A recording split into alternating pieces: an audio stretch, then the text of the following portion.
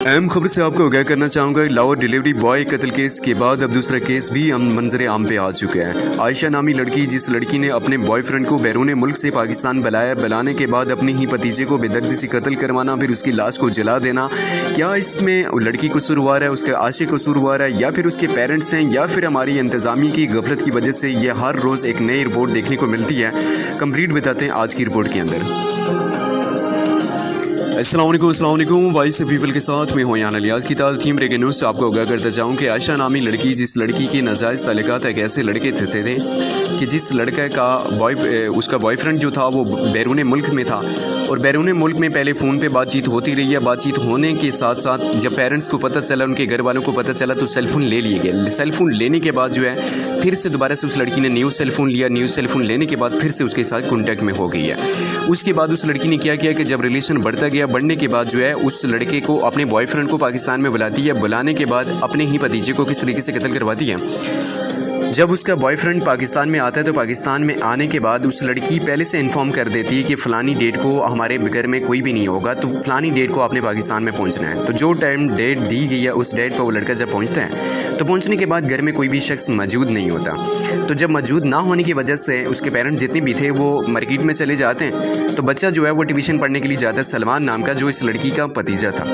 Tuition के लिए जाता है, तो ट्यूशन में से जब वो बच्चा घर में लौटता है तो घर में लौटने के बाद वो टॉयलेट चला जाता है। तो जिस रूम में वो टॉयलेट में जाता है उसी रूम में वो लड़की अपने ही बॉयफ्रेंड के साथ रंगे हाथों पकड़ी जाती है। जब वो बच्चा टॉयलेट से बाहर आता है तो देखता है तो वो रंगे हाथों उसको देख लेता है। देखने के बाद बहुत ज़्यादा इन्होंने लॉलीपॉप दिया, लेकिन वो लड़का नहीं माना। उस बच्चे ने कहा कि मैं सब कुछ इन्फॉर्म कर दूंगा पेरेंट्स को कि ये सब कुछ हो रहा है। उसके बाद उस लड़की ने कहा कि इस बच्चे को आप साइड पे लगा दो। जब साइड की कहा गया तो जो उसका आशिक था उस बच्चे को ले जाया गया। ले जाने के बाद उसको बेदर्दी से कत्ल किया गया। कत्ल करने के बाद इस लाश को जला दिया गया। जलाने के बाद क्या हुआ कि ये सिलसिला चलता रहा। फिर पुलिस ने जब वो इंक्वायरी की, इंक्वायरी करने के बाद उस मौके पे पहुंची तो पता चला कि उस बच्चे की जो पॉकेट में चाबियां पड़ी हुई थी वो चाबियां उनके घर की थी। तो चाबियों से इनको पता चला कि ये वही बच्चा है, कि उनकी लाश तो जल चुकी थी, बिल्कुल जो है वो राख बन चुकी थी, उसका कोई भी पता नहीं चल रहा था। उसके साथ आपको बताना चाहूँगा कि इसमें कसूरवार किसका है। अब वो लड़की ये कह रही है कि मैंने कुछ भी नहीं किया, जो कि मेरे बॉयफ्रेंड ने किया, और मुझे पता ही नहीं है कि उसने क्यों किया। मैंने नहीं कहा था कि उसको मार दो। ये सेम स्टोरीज आपको लाहौर में भी देखने को मिलेगी कि जो लड़की भी ये कह रही थी कि हमने मारना नहीं चाहा, तो वो गलती से बस हो गया ये सब। तो ये सिलसिले, ये लॉलीपॉप आवाम को दिए जा रहे हैं। तो मैं ये समझता हूँ कि सबसे पहले जब सेलफोन पकड़े गए थे तो तब इनके पेरेंट्स की इज्जत कहाँ गई थी। तब उनको रियलाइज़ नहीं हो रहा था कि जहाँ बेटियों के हाथों में कुरान देना चाहिए था वहाँ पे आप सेलफोन पकड़ा के आशिकी जो है ना वो बढ़ा रहे हैं। उसके साथ साथ ये लड़की ऑलरेडी शादीशुदा थी।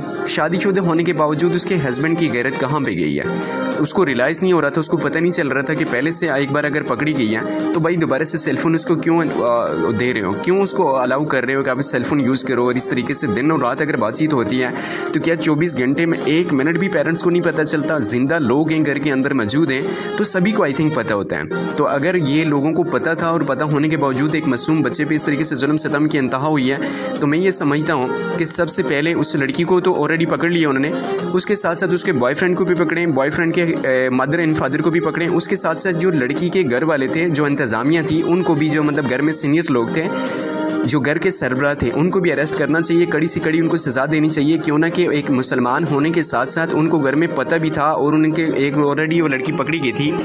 पकड़ जाने के बाद उसको सेलफोन देना, फिर से दोबारा वो इस तरीके से कॉन्टैक्ट को अपने बहाल करना, तो आई थिंक मैं ये समझता हूँ कि इनकी फैमिलीज़ भी जुर्मदार है और उसकी फैमिलीज़ को भी कड़ी से कड़ी सज़ा देनी चाहिए। जो कि उसकी फैमिली जो है वो इस टाइम मगरमच्छ के आंसू बहा रहे हैं कि हमें नहीं पता था और ये सब कुछ हो चुका है। तो मैं ये समझता हूँ कि अगर आज इन चीज़ों पर अगर हम लोगों ने स्टैंड नहीं लिया तो आए रोज़ हमारे घर में भी, हमारे ख़ानदान में भी, हमारे माशरे में ये सिलसिला बढ़ता रहेगा।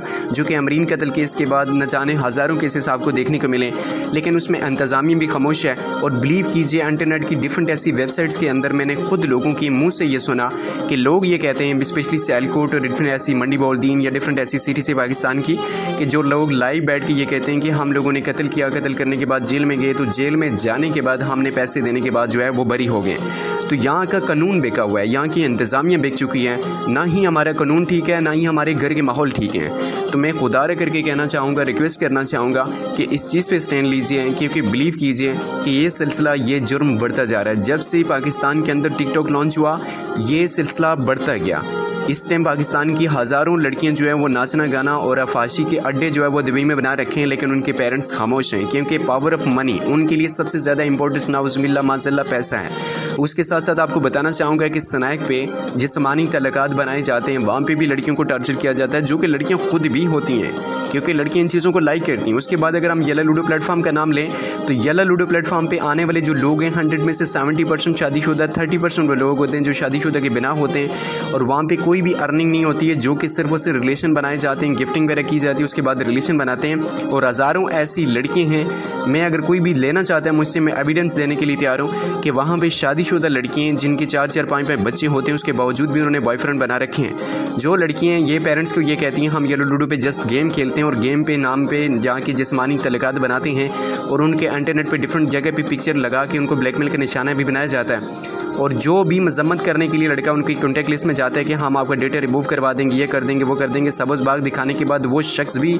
ऐसी लड़कियों को ब्लैकमेल का निशाना बनाता है। तो ये समझता हूँ कि लड़के करते ही करते हैं, लड़के तो हैं ही ऐसे, बट मैं ही समझता हूँ कि इसके में सबसे बड़ा कसूरवार इनके पेरेंट्स हैं, जिन पेरेंट्स ने बच्चों को कुरान या दीनी तालीम देने के बजाय उनके हाथ में सेलफोन दे दिया कि जाओ बेटा जाके टिकटॉक पे नाचो, जाओ जाके रंगरेलियाँ मनाओ, जाके जिधर जाके रिलेशन बनाना है बना लीजिए। तो इतना कहना चाहूँगा कि बाप के हाथ थक गए बेटी की इज़्ज़त बचाने में और बेटी के हाथ थक गए इंटरनेट में लोगों के बिस्तर गर्म करने में। तो दुआ गो हूँ रब से कि अल्लाह ताला तमाम मुसलमानों को हदायत दे, दीन की रास्ते पे चलने की तौफीक अता फरमाए, और जितनी भी ऐसे जराइम करने वाले हैं अल्लाह ताला जो है और जो दुनिया से चले गए उनको जन्नत फिरदौस में आला मकाम दे, उनके पेरेंट्स को सब्र दे, और ऐसे जुर्म करने वालों को अल्लाह करे कि इन लोगों को एहसास हो, हमारी इंतज़ामी को रियलाइज़ हो, इनको कड़ी से कड़ी सज़ा दें कि ताकि अगेन ऐसे पाकिस्तान के अंदर जुर्म हमें देखने को ना मिले। ऐसी अपडेट जानने के लिए चैनल को like subscribe bell icon click करना मत भूलिए ताकि टाइम टू टाइम ऐसी वीडियोज़ की नोटिफिकेशन बर वक्त आप तक पहुँचती रहे। मिलते हैं इंशाल्लाह नेक्स्ट टाइम। अल्लाह हाफिज़।